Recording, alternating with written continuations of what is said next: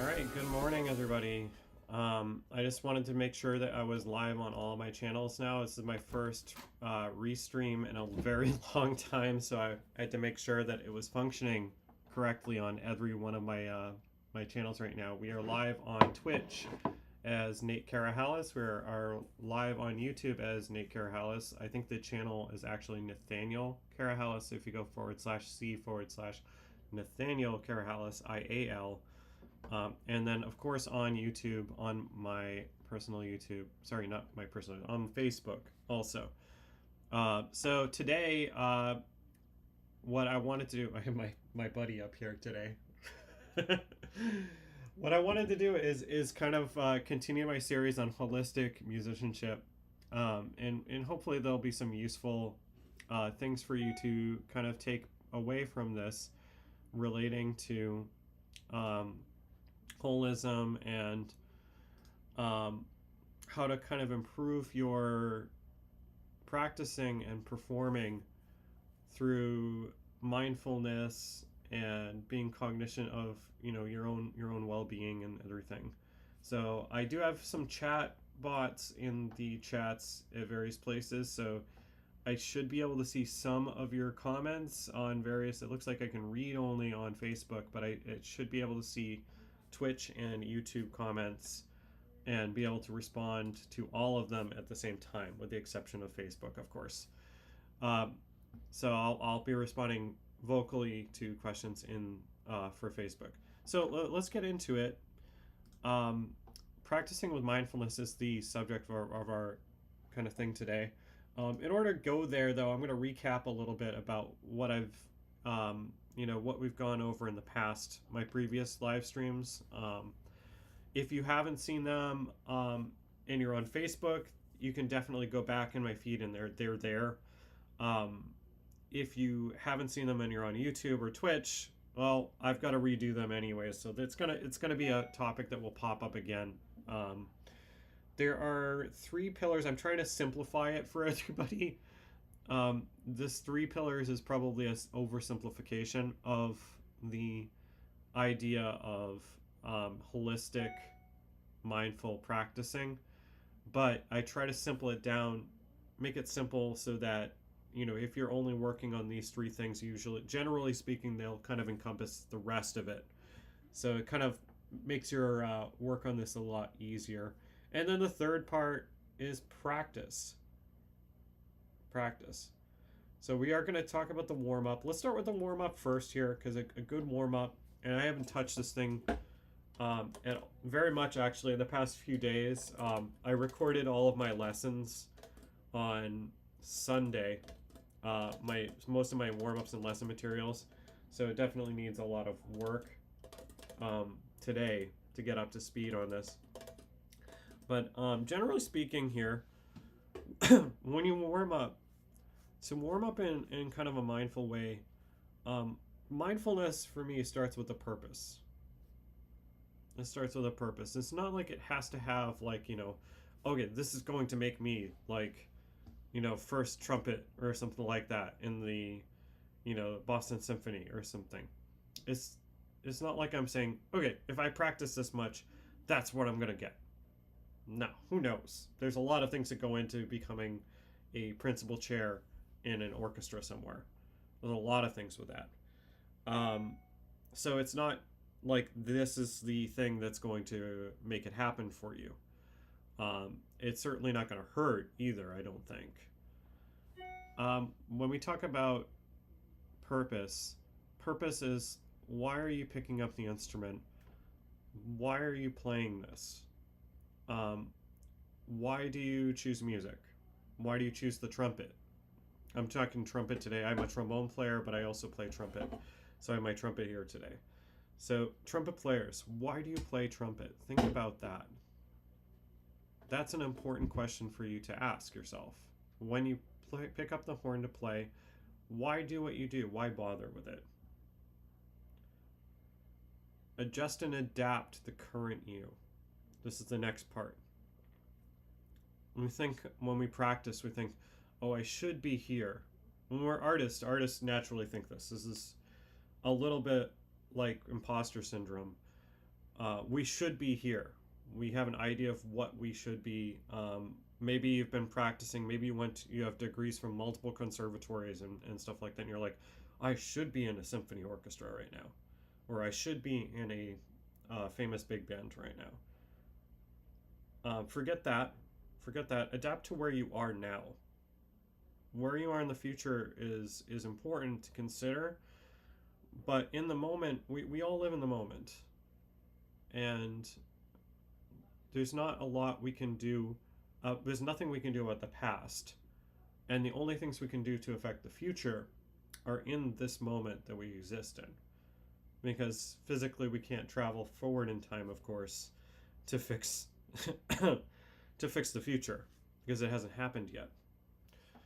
I hope that makes sense. And then the last part, which is sort of a lot like the first part here, is gratitude and forgiveness. So gratitude is a really important part of the holistic method here. It goes right along with adjusting and adapting to the current you. These last two are very similar. Be gracious for the gift that you have. Making music. Did I go through all of these here? Oh, I do go through them again. All right. So making music is a gift. Being able to make music is a gift. Being able to play your instrument, being able to have an instrument is a gift. Is a gift to have this chunk of metal. It is a gift. You'll realize that why this is a gift maybe a little later on in this. And the last part of that is forgiveness. Is that don't let your mistakes, guide your actions in a way that says, makes you give up or anything like that. We all make mistakes. We're human. Everybody makes mistakes, from the lead player of any symphony orchestra. I don't care who they are. They make mistakes. They make mistakes all the time. And they're just different kinds of mistakes too. They might not miss that whole note or something. They might not miss that whole note. But they'll make other mistakes that maybe they are not as happy about their playing, and even they have to practice forgiveness with themselves for tiny mistakes that really don't matter in the grand scheme of their whole playing. Not one mistake in general will affect your entire future musically. One mistake is very unlikely to do that. So forgiveness and gratitude, we're going to keep these guys in mind as we move into the practice part of it. So I'm not going to do a warm-up today on that. We're just going to do practice. Practice is the focus on this. Warm-up will be another time. Your pillars of mindful practice are very similar also. It starts with the purpose. The purpose, again, you're thinking about why are you playing the music? What are you playing for this music here? So later on, I'm going to play on one of my friend and colleagues' senior recital. And part of why I'm going to play this is because my colleagues and my friends are important to me. And I'm proud of their accomplishment, and I want them to do well. So I'm going to play to the best of my ability. And that's definitely something that I'm going to consider as part of my purpose for later.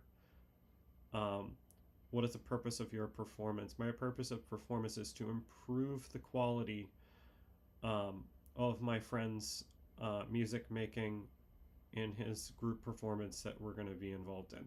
So I'm going to be trying actively to make whatever I do contribute positive contributions to his performance, and try to support his performing and help him reach his obligation for the university he's doing the performance for. What is the purpose of the music? That's more complicated. The purpose for the music, we can consider, in general, we can consider the purposes for the people write music for in the composition and stuff like that. Baroque music, there's a few purposes it could have been for this particular one. It could be, in general, I think it's for writing for a patron. who would, support and pay money for the musician to support them to write music for their court, stuff like that. But it's the purpose of it can be more personal than that for you. So it can be more like above the purpose of this music that I'm going to be dealing with. This music is going to be a little bit different. It's going to be more personal for me. How does these all connect to the audience? I'm not really sure yet. I'm hoping that the audience is going to be critical. At least some of the members I know are going to be critically listening to the performance, and my goal is going to be to give them positive remarks to contribute to the assessment of my fellow colleague here. In what order do these matter? I think honestly, my purpose for the performance and my purpose for playing the music is more important than any of the rest of them. So I'm going to make those my focus points in here. At this point, I think I can invite somebody into the live stream here. Is that you coming in? I can't. Okay, that's all right. I have an amp up No, here. I can get you plugged in directly, but yeah, but then we'll be able to hear it. So do you want to just sit in and join? Sit in. All right. Yeah. So here, Hi, come on in and you can be on camera too. You do the not so disembodied feature here. You'll disappear when we go into the like presentation mode. This is my dad. My dad's joining me on this live stream today. He is a bassist. He plays rock and jazz bass, electric bass. Yeah, and some acoustic, but not great at it yet. Well, so you're great. You're in good company right now because none of that matters. Like exactly where you are right now is the most important thing about this holistic music idea. It's not a matter of comparing yourself to others or worrying about what you could be or having feelings about where you should be. We're always going to be referring back to where we are now and keeping that as our growth point for growth. Make sense? Yeah, well, I could bring the upright in here and play, because then I wouldn't need to monitor it. We'll see. If you want to do that, we'll do another. Or we could do it from the control room. Maybe we just do another live stream and we do that. We'll have our little jam session. In the control room. Yeah, that's fine. That's fine. We can do this anywhere now. All right. Anyway, so the next part of this is connected focus. So this is where when you're playing your piece. This is one of the things here. Let me get actually back to the screen share here. So when we're playing the piece of music, we want to play well, right? And we're playing well because of the purpose here. So I was mentioning just a few minutes ago about how I'm playing my friend and colleague's senior recital at his university today. Mm-hmm. And my purpose is to bring up the level of musicianship, make sure that everything I do is making it sound better for him, and bringing that care that I have for his success into my performance and making that my purpose for playing, my connection to the performance and everything like that is going to be revolved around that sentiment. So that's the whole reason for doing it. Is nothing about, I want to sound good because fancy trombone player. It doesn't matter whether you sound good or not. What matters is that you be in the moment, and you have to be in the moment in order to really do what you're trying to do. Right, and it's a little more complicated than that, but you're right. The only thing I would disagree on it is that it does matter how it sounds. Well, yeah, I mean but to you joining too? But to try to be perfect isn't going to necessarily give you the results that you're looking for, because if you listen to Miles Davis or Coltrane, they obviously didn't care about clams. But they didn't deliberately go out to play clams. But if they did make a mistake during the course of a solo, it didn't really matter because everything else was in that moment and so pure that it was going on. It was beyond that moment of mistake. You can't dwell on the mistake. You go forward. That's right. That's a part of the. If we go back to the pillars here. Yeah. or is it not Connected pillars? focus. Right here, gratitude and forgiveness Well, for our mistakes. When we make a mistake, and then I would go even farther to say that if Miles Davis made a mistake, is it really a mistake anymore? no. Well, I mean, it's obvious when he does. You can hear him, and it's not bad. It's just you don't learn anything until you actually are willing to take a chance and make a mistake. And if you're going to make a mistake, well, hey, so what? That's part of it. We have a family affair here now. My mother is here also. She's off camera here on the side here. You might hear her voice. So you want to contribute something to this? Yeah, go back down one. 1, 2, down 1, 2. Well, you mean the purpose? Yeah. Okay. What do you want to add to I think it was purpose? that. No, God. How do you connect with your audience? Right. I was thinking about that. So in the course, so if you're thinking in the context of a senior recital, all right, the audience is going to be really vast. It's going to be some of the family members of the student. There's going to be faculty members. There's going to be at least a few members who are judging, like grading the recital also. They're going to be listening to the highly discerning ear. What my goal is, I think, if I'm doing the first part where my purpose is supporting the artist, the student artist, is number one here, then my next thing for addressing the audience needs to be making sure that my performance is in such a way that that discerning ear doesn't think too much about it, is actually supportive and has nice things to say about it in addition to it. So that's my goal there. What is the purpose? Exactly. The Why purpose are is you playing this music? the purpose. Yeah. The purpose and the sentiment, but that's why are you playing this music? Why is anybody playing a senior recital? That if you're not the student, if you're playing as a student, then your goal is to be able to fulfill the requirements of that. But there's also that other goal is that why do you care if you fulfill the requirements for your degree at all? And it's because you simply can't do without it in your life. So that's one of the things to consider there. But as a performer outside of that, I have to consider myself. I care about this individual, and I care about how this individual will be received on their final form, their final jury form. So I need to make sure that I do my best and take my extra care to make it happen for them, to make their performance, moving, and have all of those positive effects. So that's my goal with that. And you can the thing about that is playing in front of an audience, favorable or unfavorable. You've got teachers that are judging you. You can't look at them as the only thing in the audience, because what you're looking for is that feedback from the audience, kind of like a comedian not knowing whether the audience is getting it or not, and then listening the comedians up on stage listening for that giggle or that stifled laugh. Or at the same time, you're looking at the audience to see if they're in the moment and feeling the emotion that you're trying to put into your music while you're playing it.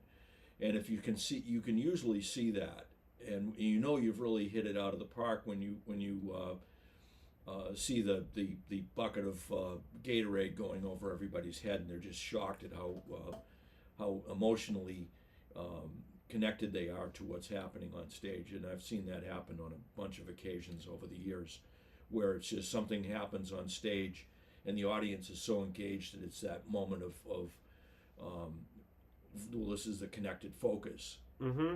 That moment where everybody is in the same moment together, and there's more energy in that moment than there is maybe for the entire concert, but that's what people are going to remember. Right. And I should verify here. I'm going to clarify focus on this. All of what you said was correct on that. But the way we get to it is that we start from that focus part. For many people, focus is like if you go to focus somewhere, you focus in a practice room. You're by yourself. I was told by multiple teachers that you can't practice around other people. And the reason for that is that it can get distracting. My point of connected focus is based on the forgiveness tenet of this whole holistic musicianship. So you do not escape your outside factors because it's just not possible. When you go into a practice room, you're going to bring the outside world with you. There's no way to do it. You're human. You can't avoid your problems by hiding in a practice room. They're all going to be there. The only difference that we have here with our connected focus is that you can accept them. You can embrace them even. If they're ones that you can embrace them. Maybe you're just having a bad day. You're having a bad day, you're feeling really sad or depressed. And on the bright side, you haven't disappointed the audience. Well, maybe you did. So the connected, you're the audience. The connected focus here is that we take those emotions, and in a practice room, this is really easy because you can convert those emotions into sound, and you can get them out. It's like some people, when they get really upset, they'll let out a really loud scream or yell. And for this, you don't have to yell. You can actually, because you're blessed with this gift of music, you can actually make beautiful, super highly emotionally charged music in the practice room. When you get this out into the stage, what you can do is it relies a little more on the acceptance part for like strong emotions like that. You can embrace them too, but so that you have control over, so you can feel some sort of sense of control over your performing.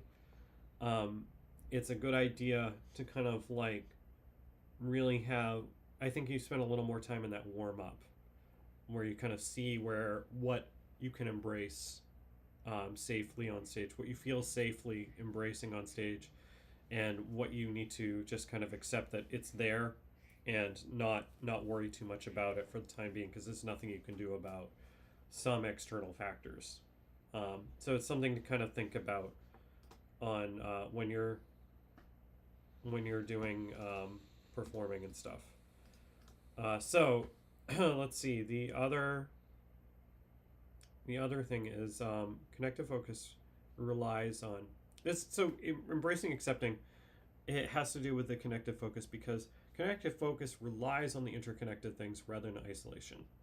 When you're in isolation, it's super convenient and safe to play however you want, and you might even feel safe doing converting all of your raw emotion into music, and that's fine. If that's the place where you feel safe doing it, that's great. On stage, you can feel the interconnectedness by accepting the things in your environment that you can't control, and then when you embrace them, they're things that you can kind of use to your advantage.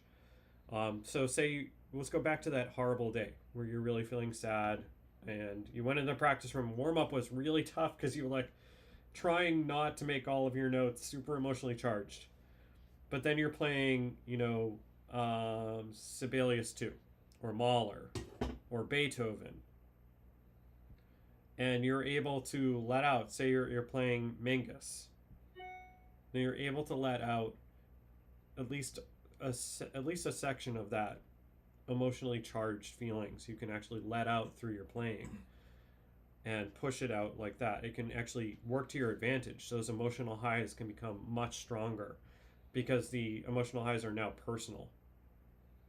It's now a personal thing.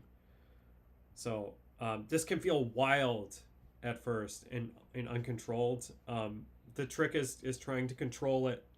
Is trying to work out your own kind of minimalist kind of control of it. You're never going to fully control it, but having some maybe being able to predict a little bit of the tendencies that happens.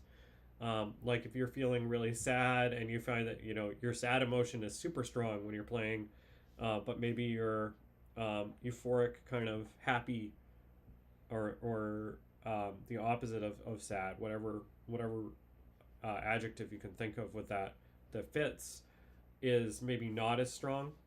Then you can actually anticipate that a little bit more and adjust your performance based on that. So that's just kind of like simple ways of kind of thinking with that. That sound about right to you? Yeah. It's a practical way. Yeah, and then don't be afraid. The other thing a lot of people do when they do the rehearsal, they're focusing on playing every note the right way, when in reality you have to put yourself into that note, and you have to pour some of your own internal emotion. And if at that moment it's chaos, well then it's chaotic, and it's not necessarily going to be exactly as written, which is fine, and especially in jazz or something. If you're playing classical, you kind of have to stay in the focused on the as written part of it, but you can emote while you're doing it, and that's what makes the difference between a great cellist and Yo-Yo Ma. He's not afraid to throw the as written part out and continue on regardless of whether it's right or not. He's putting his own thing into it, which is probably going to be correct, but not necessarily as written. And don't be afraid to make a mistake, as long as the maestro isn't up there beating you afterwards with his wand. We hope that they're not, actually. I don't know any specifically any. I know that there probably are out there. Oh, I'm sure there are. But I don't know any specifically personally that I've met. The conductors I've met have been quite friendly and quite nice. Although that I tend to make them happy too. So maybe that might have something to do with it. Yeah, well, it also depends on like if you're under contract to produce a piece for a movie or something, you better have your reading chops down as tight as possible, so you're not really thinking about what you're playing. Because as soon as you start to focus on the notes, you're no longer focusing on your actual playing. Right, and back to that idea, that kind of interesting idea of focusing on the written notes as opposed to playing off of the page. My philosophy on that, I am a big fan of right notes, naturally. Yeah. But at the same time, does a piece of paper with ink on it make any sound? Not until you start playing. Sheet music is not the music. The music happens when you interpret the sheet music, and that's always been the case. The sheet music by itself, that makes no sound at all. You could stare at a sheet music all day, a piece of music on a piece of paper all day, and it will never once make a sound. Not once. Yeah. I promise you that. That's where a lot of people make a mistake with their electronic keyboards, is they immediately put everything right on the beat, and it sounds mechanical as opposed to having a true. Even if you put some swing in it, it's still mechanical swing. It's not the actual emotion that needs to be driving the music to give it its full depth to it. Yeah, and again, back to that's going right along with what you're saying here. If you were to even take a classical piece of music and put it into MIDI, it wouldn't have the same effect, because none of our notes are entirely even, and notes that we play, even as the most perfectionist kind of musician, playing all of the right notes in exactly the right way in exactly the right duration and stuff like that, is never exact. It never happens like that. There's not one player in this world that plays like a MIDI keyboard, and if there is one out there, I can almost assure you that they're not playing very often, because it's not something that moves your audience. This, I think, is one of the most important things besides purpose. Connective focus is really important for your practical implementation of holistic performance. That is super important. But gratitude here, recognizing your musical ability is a gift. I don't know exact percentages of this, but I would have to guess that somewhere around 1 to 2% maybe of the entire world knows how to do what you do as a musician on your instrument. That's not a huge number. I can't imagine it being that different, that percentage. And the other thing is it is truly, it goes beyond geographical barriers. Mm-hmm. And in many cases it goes beyond species, that music has effect on animals out there as well. I love the videos with the trombones and the cows. Oh yeah. Cows always seem to have a lot of interest in the lower pitched instruments being played at them. It's kind of cool. You should definitely check out those videos. And I bet there's other animals as well that respond positively. Oh, I bet if you fed that into a hydrophone, you would be able to get the interest of many of the aquatic creatures that are floating around out there. They'd at least check it out. Oh, yeah. They'd at least check it out. They'd be like, "What's that? Wait a That doesn't minute. sound like another whale." He played a seventh. That wasn't supposed to be a seventh. Even they're judgmental. Even just being able to have an instrument in hand to play. I've worked in lots of schools where the kids don't easily have access. Not all of them have access to an instrument in their hand. So if you're a parent, you make that investment. Realize that investment is really special that you make with your kid, and it's something that if you're a professional, you know just how special that is. You know how special that investment that your parent made, or guardian made when you were younger, that literally guided the whole trajectory of your life. So that's really important, and you should be very grateful for that, because there are places in the world where it's just not an option for certain people to have that into their hand. So just be very, very gracious for that ability if you have it. The other one is you can create music that can change the world, and this is everybody. And I can give you the most simple example, because you hear about orchestral music written for the purpose of anti-war songs, or emotional things that would some music in the past is why many regimes are very concerned about music, is that they have inspired revolution sometimes and stuff like that. It's people take it seriously. Oh, yeah. However, they've been attacking musicians over the years for their political views, right, when in reality they were writing music that other people were embracing as political. So and it's I'm not going to go too much into that. I think that's something that is a universally acceptable kind of idea. But think about this. I'll always remember the fourth grade band that I had, and I think we had like two pieces of music, but one of them was definitely Hot Cross Buns, and they were just playing in unison, and it was weeks after they had picked up their instruments for the first time, and they all played Hot Cross Buns together, and I've never in my lifetime seen a standing ovation for Hot Cross Buns. But that change right there shows you that Hot Cross Buns played like fourth graders can change the world. It can change hearts. And that's the important part. That's the important part. You can be gracious that your music, no matter how complicated or how simple it is, can affect the hearts of people around you. And that's power. That's power, and it's an ability that not everybody has, and you should be gracious for it. Be grateful for that ability. This is part of our holistic kind of thing, like that is bringing it back and centering on these ideas of purpose, graciousness, and focus. We focus on these ideas, and in doing so, it makes it easier for us to address the more micro part of it. It makes it easier for us to accept that, oh, okay, maybe this quarter note doesn't have exactly the attack that I want, but does it have that purpose? Does it have the gratitude? And did I have that focus enough to realize my mistake so that I can change it for next time? And if you craft it, you craft your articulation, you craft your sound around these focus of your purpose and gratitude, it's going to do something to your playing. It's going to affect your playing.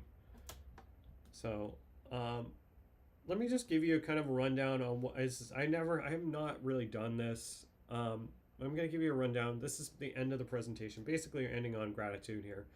But I wanted to give you an introduction to like who I am, because many of you guys have just seen me in your friend request box or seen me here on the live stream.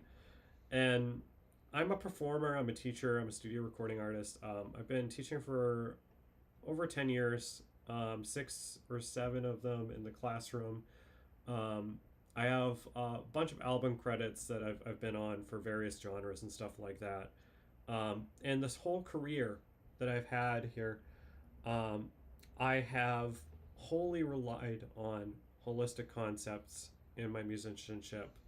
And I've been very fortunate, and I'm very gracious to have, met teachers um, along the way who have been working on this same kind of idea, basically, for decades more than I could, because I just wasn't alive long enough to do it.